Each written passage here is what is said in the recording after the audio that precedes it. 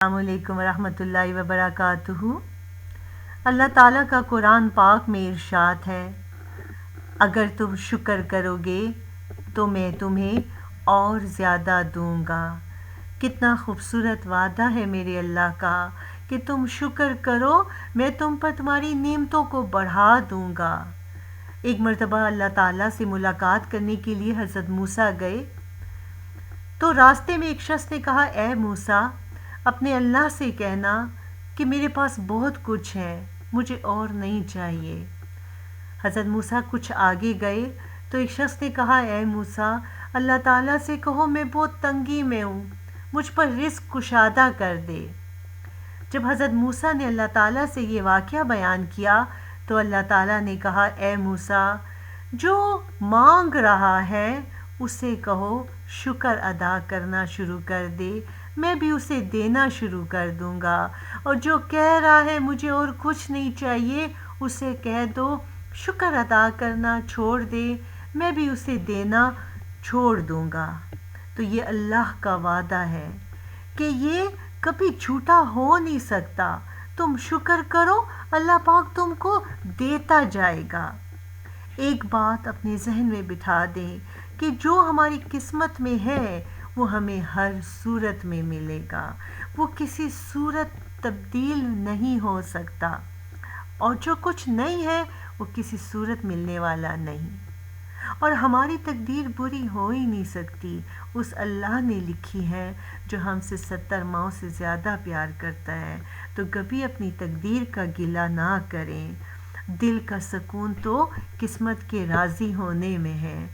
آپ اپنی قسمت پر راضی ہو جائیں، آپ کا دل سکون سے بھر جائے گا۔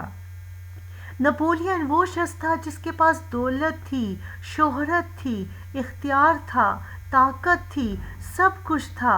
مرتے وقت اس کا ایک تاریخی جملہ تھا، میں نے اپنی زندگی میں 6 دن بھی ایسے نہیں گزارے کہ میں سکون سے ہوتا۔ اس کے مقابلے میں ہیلن کیلر بول نہیں سکتی تھی، دیکھ نہیں سکتی تھی، سن نہیں سکتی تھی۔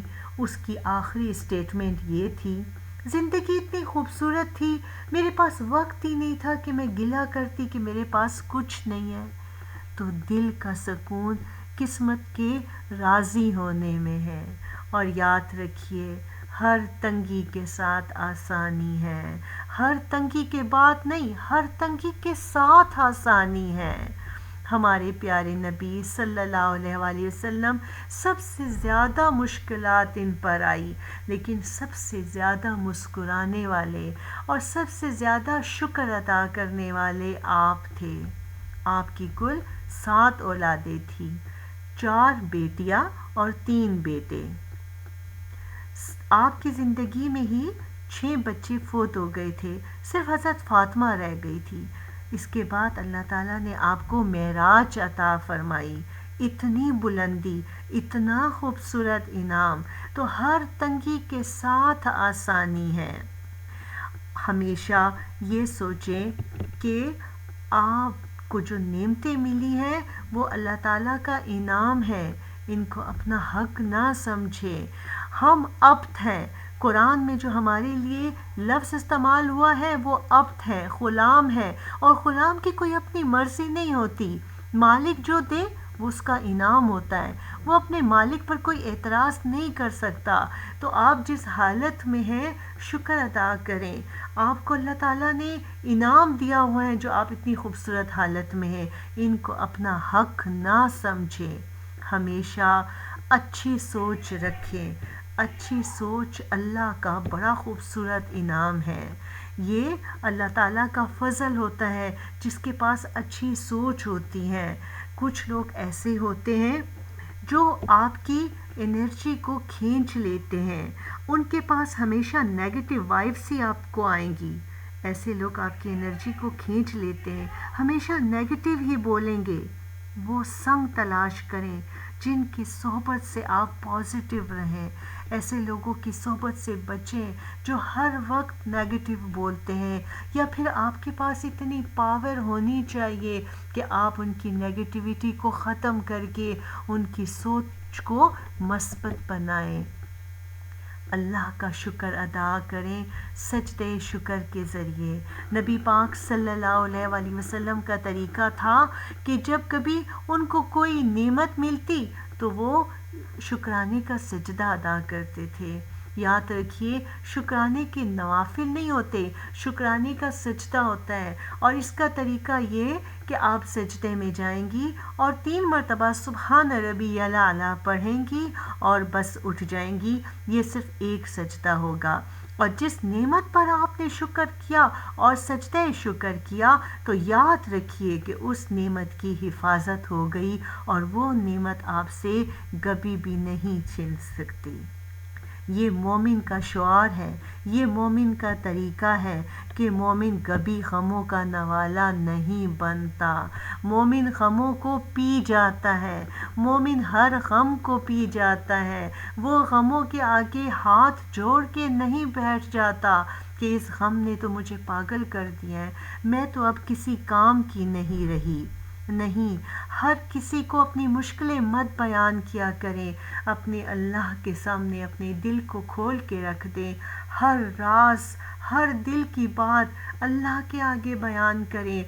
آپ کا غم آپ کے چہرے پر نہ ظاہر ہو، مومن کا چہرہ ہمیشہ مسکراتا ہے، غم اس کے چہرے سے نہیں چھلکتا۔ تو یاد رکھیے کہ جب کبھی آپ کو کوئی غم تنگ کرے تو آپ اللہ کے آگے اپنا غم بیان کریں، کبھی خالق کا گلہ مخلوق سے نہ کریں، لوگوں سے یہ کہتی نہ پھریں کہ میرے اللہ نے میرے ساتھ ایسا کیا، میرا شوہر ایسا ہے، میرے بچے ایسے ہیں، میرے پاس گھر نہیں ہے۔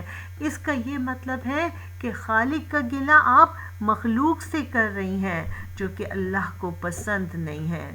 اپنے سے کمتر انسان کو دیکھیں، جا کر ہاسپٹلز میں دیکھیں کہ لوگ کیسی کیسی حالت میں زندگی بسر کر رہے ہیں، اور پھر اپنی نعمتوں پر اللہ کا شکر ادا کریں۔ جو اللہ نے آپ کو دیا ہے بہت خوبصورت دیا ہے، اور اس سے آگے اور بھی اچھا دے گا۔ نہ ماضی کو دیکھیں کہ وہ آپ کے ہاتھ سے نکل چکا، اور نہ مستقبل کو دیکھیں کہ اس کا کچھ پتہ نہیں۔ آپ موجودہ زندگی، جس کے لیے قرآن پاک میں الآن کا لفظ استعمال ہوا ہے، اس موجودہ زندگی میں ہے، اس وقت کو اچھے طریقے سے گزاریں۔ جاوید چودھری جو کہ ایک کالم نگار تھا، اس کا بڑا خوبصورت ایک جملہ ہے، جو چائے کی ایک پیالی کو انجوائے نہیں کر سکتا وہ محلوں کی زندگی کو بھلا کیا انجوائے کرے گا۔ اس لیے کبھی بھی ناشکری نہ کریں۔ یاد رکھیے، ناشکری نسلوں تک جاتی ہے، اگر آپ ناشکرے ہیں تو آپ کی اولاد بھی ناشکری رہے گی۔ جب کبھی کوئی آپ سے پوچھے کہ کیسی ہو تو کبھی بھی اپنے غم لوگوں کے سامنے نہ بیان کریں۔ آپ صلی اللہ علیہ وآلہ وسلم نے فرمایا کہ بہترین لوگ وہ ہیں جب ان سے پوچھا جائے کہ کیا حال ہے تو وہ جواب دیں الحمدللہ، اور برے لوگ وہ ہیں کہ جب ان سے پوچھا جائے کیسے ہو تو وہ کہیں کہ نہایت برے حال میں ہے۔ زندگی جینی ہے تو پریشانیاں تو اٹھانی پڑے گی۔ کبھی کوئی ایسا نہیں ہوا کہ اس کی زندگی اس کے لیے جنت بن جائے۔ اللہ تعالیٰ کا ارشاد ہے کہ میں نے آرام کو جنت میں رکھ دیا ہے، لوگ اسے دنیا میں تلاش کرتے ہیں، بھلا وہ کیسے پائیں گے؟ تو زندگی جینی ہے تو پریشانیاں اٹھانی پڑیں گی، اور یاد رکھیے کہ اللہ تعالیٰ صبر کرنے والوں کے ساتھ ہے۔ جو صبر کرتا ہے، اللہ کا ارشاد ہے اس کو خوشخبری سنا دو۔ کیا خوشخبری سنا دو؟ ان اللہ مع الصابرین، اللہ صبر کرنے والوں کے ساتھ ہے۔ اور جب کبھی آپ کو غم پہنچے تو ان للہ و انا الیہ راجعون پڑھ لیا کریں۔ اس کا مطلب ہے میں اللہ ہی کے لیے ہوں اور میں نے اللہ ہی کے پاس واپس جانا ہے۔ جب دنیا کا غم ہے وہ دنیا میں ہی رہ جائے گا، جب دنیا نہیں رہے گی تو دنیا کے غم بھی نہیں رہیں گے۔ یہ بہت خوبصورت دعا ہے۔ جب کبھی آپ کو کوئی نقصان ہو آپ یہ دعا پڑھیں، آپ پھر اس دعا کا معجزہ دیکھیں گی۔ لوگوں سے کبھی ایکسپیکٹیشنز نہ رکھیں، لوگوں سے امیدیں نہ رکھیں، ورنہ آپ کو اللہ تعالیٰ لوگوں کے ہی حوالے کر دے گا۔ اللہ سے اپنی امیدیں رکھیں، اللہ سے اپنے غم بیان کیا کریں۔ اور اللہ تعالیٰ قرآن پاک میں گلہ کر رہا ہے کہ میرے بہت کم لوگ شکر ادا کرتے ہیں، تو اللہ تعالیٰ ہمیں ان کم لوگوں میں شامل کر دے جو ہر وقت اس کا شکر ادا کرتے رہتے ہیں۔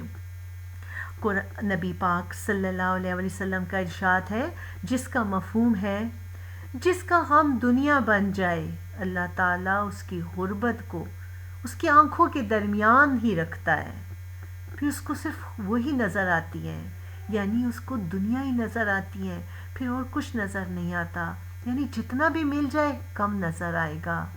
اور جس کا غم دنیا بن جائے، اس کے معاملات بکھر جاتے ہیں، یعنی ایک معاملہ حل ہوتا ہے تو دوسرا بکھر جاتا ہے۔ اور جس کا غم دنیا بن جائے، اس کی زندگی سے سکون ختم ہو جاتا ہے۔ اور جو شکر گزار ہوتا ہے، اللہ تعالیٰ اس کے معاملات کو سنوار لیتا ہے، اور جو اللہ کی اطاعت میں لگ گیا، اللہ اس کے کام میں لگ جاتا ہے۔ اور بہت خوبصورت دعا، شکر کی بڑی خوبصورت دعا نبی پاک صلی اللہ علیہ وآلہ وسلم نے حضرت معاذ کو سکھائی تھی کہ اے معاذ، ہر نماز کے بعد اس دعا کو پڑھنا، اللہم اعنی علی ذکرک و شکرک و حسن عبادتک۔ اے اللہ میری مدد فرما، میں آپ کا ذکر کروں، آپ کا شکر کروں اور آپ کی اچھی عبادت کروں۔ ہر نماز کے بعد اس دعا کو ضرور پڑھا کریں، انشاءاللہ تعالی اللہ تعالی ہمیں اپنے شکر گزار بندوں میں شامل کرے گا۔ السلام علیکم ورحمۃ اللہ وبرکاتہ۔